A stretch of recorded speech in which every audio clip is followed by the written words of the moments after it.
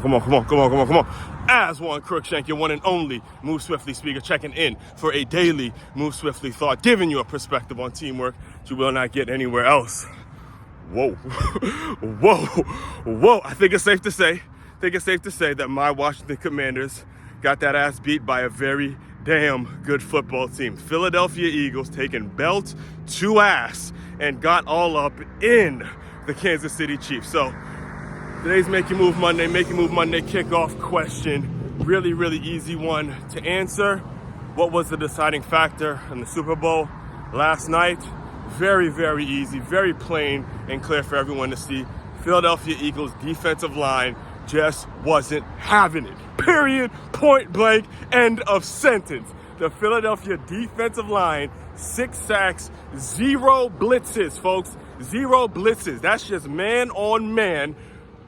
4 guys rushing and getting all up in this Patty Mahomes ass and said, listen, great play, had a great run, my man, but you're not winning today. You're not getting off today. You are not getting that third straight. We're not letting you make history. That was mentality, guys. That was a mentality. That was an absolute attitude that the Philadelphia Eagles defensive line took the field with. It made me think of all the great, listen, I've had my playing career, and I've played with some absolutely incredible ones. It made me think of all of them, from the Corey Boatmans to the Nick Jenkins to the A. Wills to the B. Murray, Danny Parker, Chris Perry, even the Chris Brooks, who was my roommate at one point. When you get a D-line, when you get a defensive line, oh shit, that's a football team. I think what happened, all right, so what happened yesterday, here's kind of the big takeaway, and I'll probably do some more reaction to this later on in the live stream.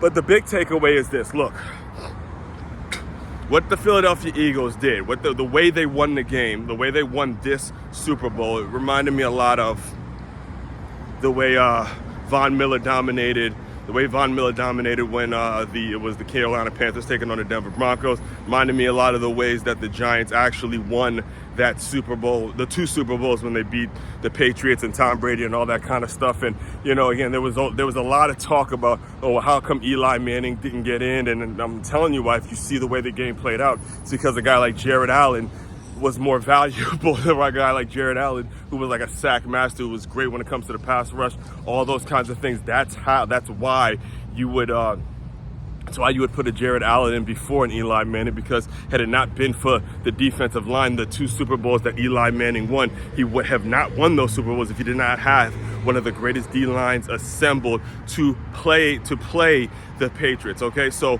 what they did, the way they played the game, it's the right way to play the game. And what the Eagles did is they sent a message out to the entire football world. All right, they sent the message out to everybody that's looking to build their rosters, build their team. You got the draft coming in a couple of weeks. They sent a message to say, you can take all the quarterbacks you want, you can take all the skill players you want, you can take whatever it is you want on the backside, but if you want to win a Super Bowl, if you want to give your team a chance to win every single game, you get that D-line together, you get a bunch of hungry, angry dogs on that defensive line. They got that attitude, they got that mentality that they will not lose. You get that right, and you give yourself a chance to win every single game. And on the flip side, when it comes to that O-line, listen, Pat Mahomes, yeah, he did not play his best game.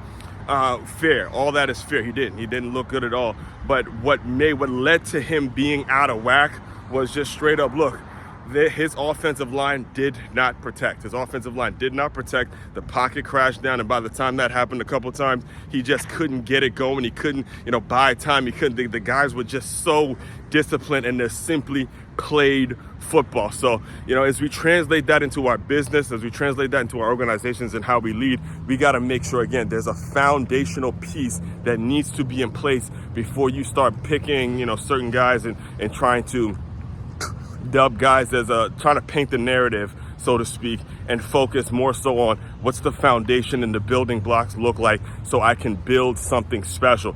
That's what the Eagles did last night. Again, hats off to Eagles fans and Philly fans, congratulations and all that.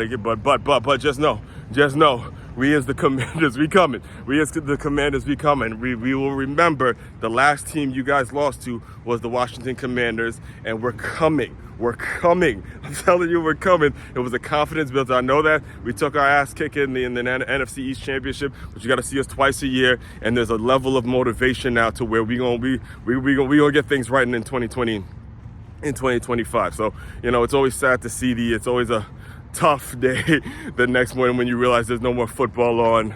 You got to wait a couple months to see the next game, but it goes by really fast. And if you focus on all the things going on, you blink and it's like it's right back. So all that being said, like I said, I'll dive into more reactions of it and more takeaways and how we can apply it to businesses later on in the live stream. Main website to check out to dive deeper into all my work, makeyourmove.com. That's MakeYaMove.com. One-stop shop for your teamwork and your self-development needs.